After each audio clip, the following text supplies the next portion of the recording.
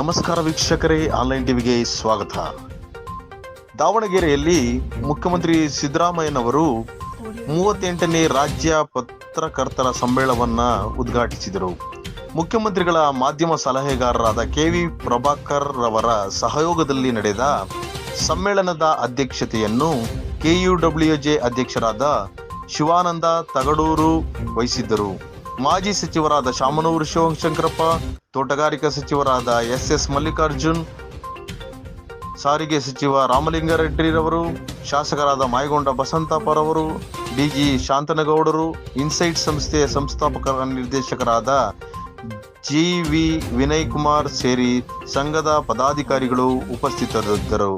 ವಿಜಯ ಕರ್ನಾಟಕ ಸಂಪಾದಕರಾದ ಸುದರ್ಶನ್ ಚನ್ನಂಗಿಹಳ್ಳಿರವರು ಪ್ರಾಸ್ತಾವಿಕವಾಗಿ ಮಾತನಾಡಿದರು. ದಾವಣಗೆರೆ ಜಿಲ್ಲಾ ಕಾರ್ಯನಿರತ ಪತ್ರಕರ್ತರ ಸಂಘದ ಅಧ್ಯಕ್ಷರಾದ EM ಮಂಜುನಾಥ್ ಸಮ್ಮೇಳನದ ಆಶಯಗಳನ್ನು ಆಡಿದರು.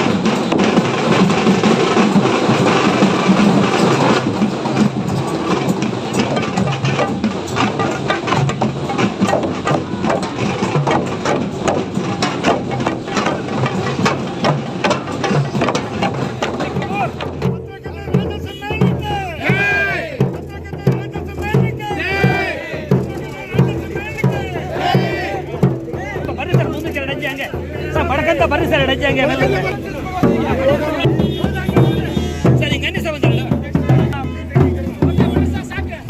ಹೆಚ್ಚಿನ ಸುದ್ದಿಗಳಿಗಾಗಿ ನಮ್ಮ ಚಾನೆಲ್ ಅನ್ನ ಲೈಕ್ ಮಾಡಿ, ಸಬ್ಸ್ಕ್ರೈಬ್ ಮಾಡಿ.